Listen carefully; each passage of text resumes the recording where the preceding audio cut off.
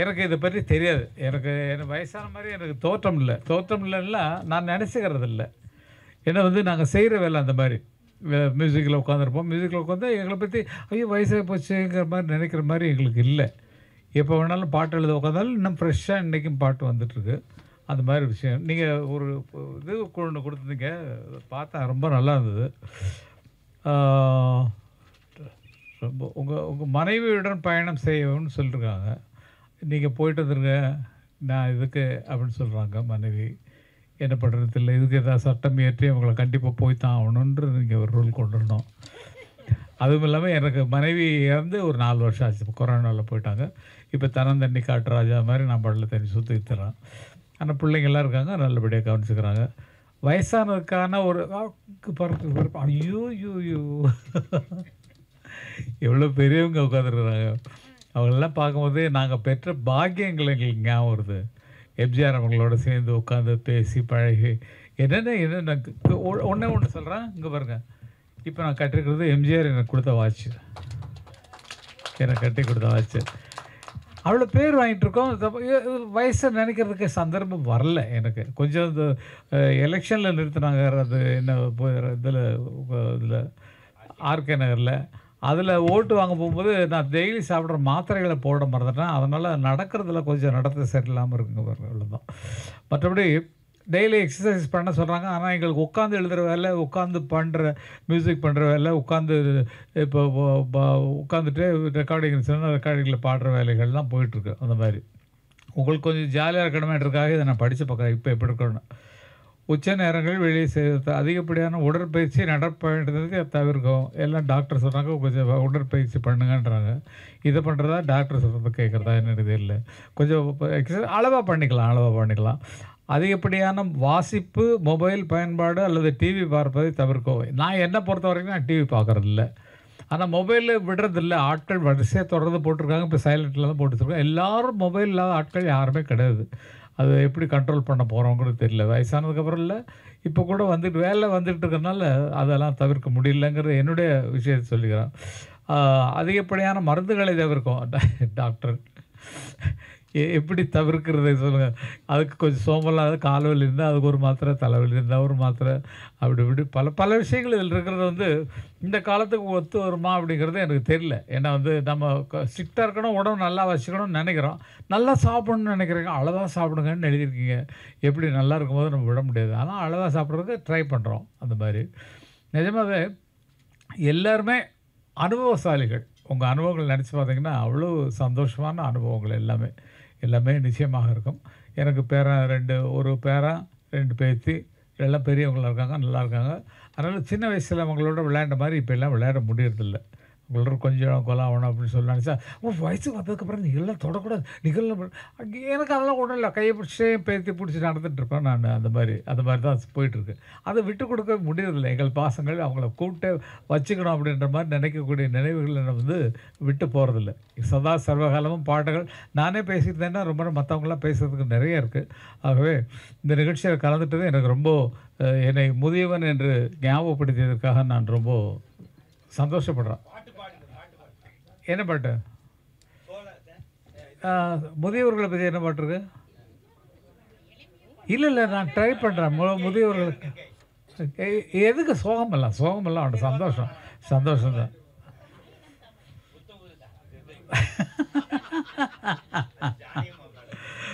உன்னை ஒன்று கேட்பேன், உண்மை சொல்ல வேண்டும், என்னை பாடச் சொன்னால் என்ன பாடத் தோன்றும், காதல் பாட்டு பாடி காலம் முடிஞ்சு போச்சு, தாலாட்டு பாடி தாத்தாவாகியாச்சு, உன்னை ஒன்று கேட்பேன், உண்மை சொல்ல வேண்டும், என்னை பாடச் சொன்னால் என்ன பாடத்தோ. இது வயசானவன் பாடுற பாட்டா பாடுங்க. இல்லை வாய்ஸ் நடுக்கணும் கொஞ்சம். உன்னை ஒன்று கேட்பேன். எனக்கு நான் சுதந்திரம் கிடைச்ச வருஷத்தில் பிறந்தேன். 47 1947. இது எத்தனை வருஷம் இது சுதந்திரம் கிடைச்சி? எனக்கு மட்டும் எப்படி இப்படி வயசு ஓ ஐயா வாங்க வாங்க என் தலைவர் எங்கள் பெரியண்ணா இருக்கிறது நாங்கள்லாம் ஒரே வயசாக தான் இருப்போம். அது மாதிரி அந்த வயசில் இருந்துட்டு நம்ம எல்லாம் துள்ளி குதிக்கிறோன்னா நல்லதை நினச்சிட்டே ஓடுறதுனால இந்த இது சந்தோஷங்கள்லாம் வந்துட்டுருக்கு. வேறு ஒரு விஷயமே கிடையாது. ஏதோ சொல்ல வந்தே ஏதோ போயிட்டோம். ஓகே, இருந்தாலும் அத்தனை பேரும் பேச வேண்டும், அத்தனை பேரும் தங்கள ஐயோயோ சொர்க்கமே என்றாலும் அது நம்மூரை போல வருமா? சொல்லுங்க எப்படி? கொஞ்சம் நீங்கள் பாடி காட்டுங்களா? கொஞ்சம் வாங்க, கொஞ்சம் வாங்க, எனக்கு டைரக்ட் பண்ணுறேங்க. நீங்கள் கொஞ்சம் எப்படி பாடணும்னு கொஞ்சம் சொல்லிக் கொடுங்க. வாங்க வாங்க வாங்க வாங்க வாங்க இங்கே வாங்க வாங்க வாங்க சொல்லுங்கள் சார். சொர்க்கமே என்றாலும் அப்புறம் மற்றதெல்லாம் அம்சானந்தியில் எல்லாம் மெட்லி பண்ணி பாடுவீங்க, நாங்கள் பார்த்துருக்கோம். எங்களுடைய தம்பியோட கச்சேரியில் நீங்கள் பாடினீங்க. ஸோ அது மாதிரி பாடுங்க சார். எல்லா பாட்டையும் அந்த அம்சானந்தியில் மிக்ஸ் பண்ணி. நான் கச்சேரியில் பாடுறேன்னா பேமெண்ட்லாம் பாடுறது கிடையாது. பேமெண்ட் வரணும். ₹1 பாட முடியாது. என்ன நான் பிச்சை எடுக்கிறேன் நான். நோ இல்லை, வேண்டாம் வேண்டாம், நம்ம பேசிட்டு இருக்கோம். சொல்லுங்க. சொர்க்கமே ₹1 கொடுங்க. ஒய்சிஎம் அவங்க சார் சும்மா இருக்கு. பணம் இல்லாமல் உட்காந்துருக்கோம். நல்ல வசதியாக இருக்குது, வீடு இருக்குது, கார் இருக்குது. ஒரு ஆளுக்கு 3 கார் இருக்குது. ஒரு ஃப்ளாட்டு பார்த்தீங்கன்னா 28வது மாடியில் உட்காந்துருக்காங்க ஹிரணந்தானியில். பசங்களுக்கு தனித்தனி வீடு, எல்லாம் சந்தோஷமாக இருக்கும். இல்லை ஒன்றுமே இல்லை. ஒரு பாட்டு இல்லைன்னா 3 லட்ச ரூபா கொடுக்குறாங்க. கொஞ்சம் பாருங்கள், அதை கொஞ்சம் ஏற்றி கொடுக்க சொன்னீங்கன்னா கொஞ்சம் நல்லாயிருக்கும். இல்லை எல்லாம் வசதி சந்தோஷமாக இருக்கும். இந்த மாதிரி வாழ்க்கை யாரும் கிடைக்குங்கிறது எனக்கு தெரியாது. ஏன்னா அன்னைக்கு இன்றைக்கி வரைக்கும் நாங்கள் திரைப்பட உலகத்துக்கு 50 வருஷம் ஆச்சு. 5 வருஷமாக இசை கலைஞராக இருந்தால் 55 வருஷம் திரைப்பட உலக சர்வீஸு எழுதின அவங்கள்ட்ட புத்தகத்தில் அவங்க முதல்ல எழுதி கிராமத்து ராஜாக்கள்னு எங்கள் லைஃப்பை பற்றி அவங்களுடைய பத்திரிகைகள் எழுதின இதில் அது மாதிரிலாம் பல அனுபவங்கள், எல்லாம் சந்தோஷமான அனுபவங்கள் தான். நான் சொன்னேன்னா ஐயோ நம்ம இப்படி இல்லையேன்னு நீங்கள் நினைக்கக்கூடாது. அப்படி நினைக்கிற மாதிரி தான் எங்கள் லைஃபு. காரணம் என்னென்னா இன்றைக்கி வரைக்கும் எந்த கவலைகளோ துன்பங்களோ துயரங்களோ எதுவுமே இல்லை. கவலையாக இருந்துச்சுன்னா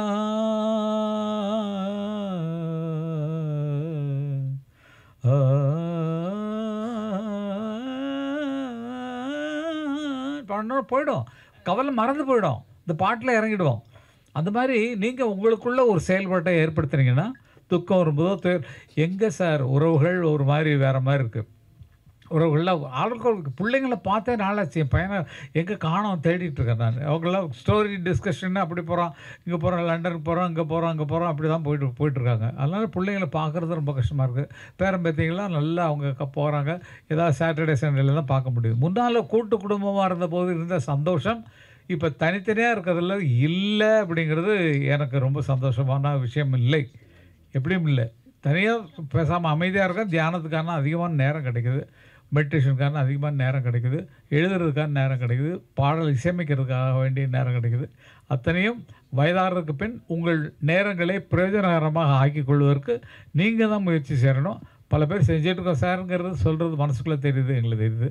ஆகவே அப்படி இருக்கிறவர்கள் நன்றாக மன வளத்தோடு இருக்கலாம். உடல் வளம் எப்படி இருந்தாலும் பரவாயில்ல. நான் ஒல்லியாக இருக்கேன் பரவாயில்ல, நான் குண்டாகணும்னு இப்போ நினைக்க முடியாது. எனக்கு இது போகிறோம், தூக்கிட்டு நடக்கிறதுக்கு ஈஸியாக இருக்கும்.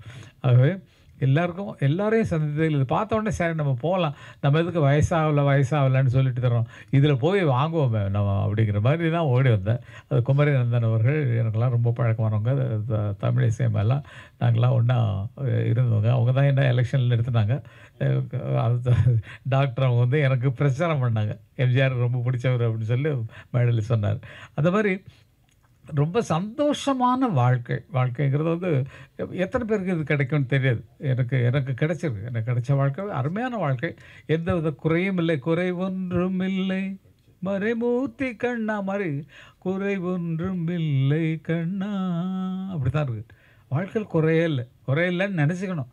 குறை வரும், அதை குறையாக எடுத்துக்கொள்ளக்கூடாது அப்படிங்கிறது என்னுடைய. நான் துக்கத்தை தூக்கிக்கிட்டு அலைய மாட்டேன், விட்டுட்டு அடுத்த வேலைக்கு போய்டும். அந்த மாதிரி உங்களுக்கு நான் வந்ததுனால டாக்டருக்கு ஏதாவது பாட்டு கேட்கணும்னு ஏதாவது ஆசை. நான் எம்ஜிஆர் அவர்களோட காரில் போகிற பழக்கம் உண்டு. அதாவது ஒரு தடவை இவங்கெல்லாம் இருந்தாங்க. ஒரு பெரிய விஷயம் சொல்கிறேன் நான் கேளுங்க.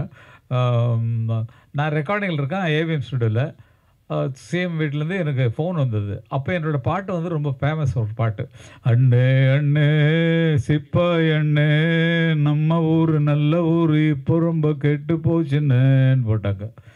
இந்த பாடலை திருச்செந்தூர் பை எலெக்ஷனில் வந்து டிஎம்கே என்ன பண்ணாங்க, நம்ம ஊர் நல்ல ஊர் இப்போ ரொம்ப கெட்டு போச்சுன்னு வாக்களியுங்கள் உதயசூரியன் போட்டாங்க. என்னாச்சு, ஃபோன் வருது சிஎம் ஆஃபீஸ்லேருந்து, உங்களை வர சொன்னார் அப்படின்னு.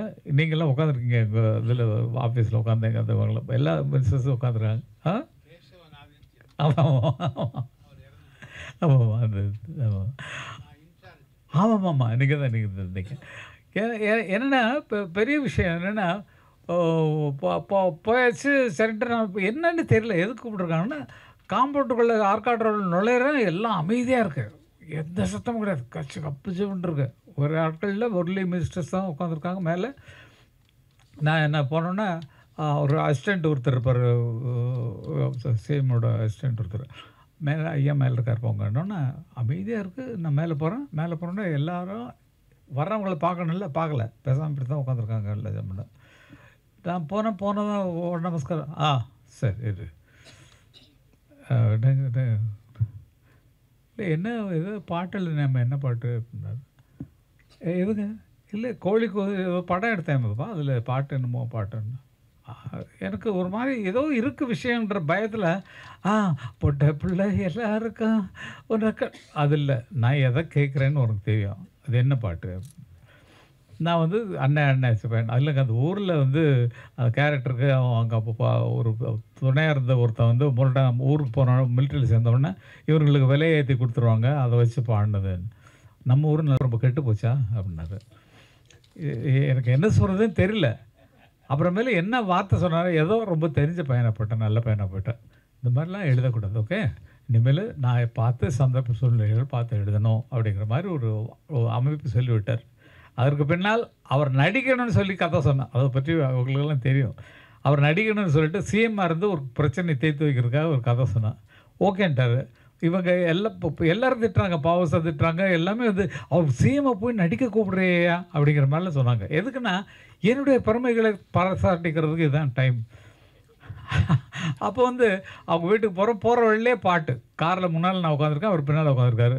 ஆஹா நம்ம ஆசை நிறைவேறுமா, கடல் அலையை போல மறைந்து போக நேருமா, என் நண்பே அவர் பாடு என் நண்பே சந்தேகம் கொள்ளலாகுமா, கொடி அசைந்தாட பந்தலின்றி போகுமா, இடிலாயிரு பறவை ஜோடியாய் வாழவே எண்ணிடும் போதில் பகை வல்லூராக தோன்றுமோ, வல்லூரானதை வனத்தில் வாழும் வேடனாகினான், வெல்லுவேனே உள்நீரு கண்ணம்பினால். பாட்டு ஃபுல்லாக கேட்டார். ஒரு 10 பாட்டு இருக்கும் அவருக்கு, பழைய பாடலாம் ஞாபகப்படுத்தி பாடிட்டே வரேன், கார் வரைக்கும் வீட்டுக்கு போகிற வரைக்கும் அது மாதிரி நடந்தது அந்த விஷயங்கள். இதெல்லாம் எதுக்கு சொல்கிறேன்னா, என்னுடைய புகழை பற்றி, இப்போ எனக்கு கிடைச்ச பெருமைகளை பற்றி சொல்கிறதுக்காக தான் இதெல்லாம் பேச. இவ்வளோ பெரிய ஆட்களோட நானும் இருக்கிறேன்னு நினைக்கும் போது அது சந்தோஷமாக இருக்குது. இதை சொல்லுவதற்கு உதாரணத்துக்கு எனக்கு வேறு எதுவும் கிடைக்கல. சிவாஜி அப்பா கூட பழக்கங்கள்லாம் அவ்வளோ அருமையான பழக்கங்கள், நிறைய சந்தர்ப்பங்கள். ஒரு கிராமத்தில் இருந்தவங்க, அதனால தான் இது சிந்தனைகள் ஜாஸ்தி வர்றதுக்கு காரணம். சாதாரண கிராமத்தில் இருந்தவங்க இப்படி வந்திருக்கோன்னா பரவாயில்ல, அந்த ஊரில் இருந்துட்டு இப்படியே வந்திருக்கோம். இப்போ எங்கள் ஊரை நினைக்கும் போது ஒரு மாதிரி இருக்கும். அந்த ஊர்லேருந்து நம்ம வந்து இப்படி வந்திருக்கமே சொல்லிட்டு ஊருக்கு என்ன பண்ணணுமோ நாங்கள் பண்ணிட்டு தான் இருக்கோம். அது மாதிரி அங்கேருந்து வந்தவங்களுக்கு இவ்வளோ உயரமான சிந்தனைகள், உயரமான இடத்துல ஒரு பதவிகள் கிடைக்குதுன்னா அது பெரிய இறைவனுடைய செயல் அப்படிங்கிறது தான் நம்மளாம் நினச்சிக்கணும், எல்லாமே உங்கள் முயற்சியில் நீங்கள் மேலே வந்திருக்கவங்க தான் இங்கே இருக்கிறீங்க. ஆகவே எல்லாருக்கும் என்னுடைய பணிவான வணக்கங்களை கூறிக்கொண்டு, இனிய அருமை நண்பர் ஒய்ஜிஎம் அவர்கள் வந்திருக்கிறார். அவங்கள்ட்ட நாங்கள்லாம் ஒன்றா உட்காந்து பாடின காலங்களும் பேசிய காலங்களும், அவங்க அப்பா இருந்த காலங்களில் போய் பேசுனதெல்லாம் அப்படி இப்படி ஞாபகம் வருது. ரொம்ப சந்தோஷம். நம்மளே வயசாக்கிட்டாங்க. ஓகே, நன்றி.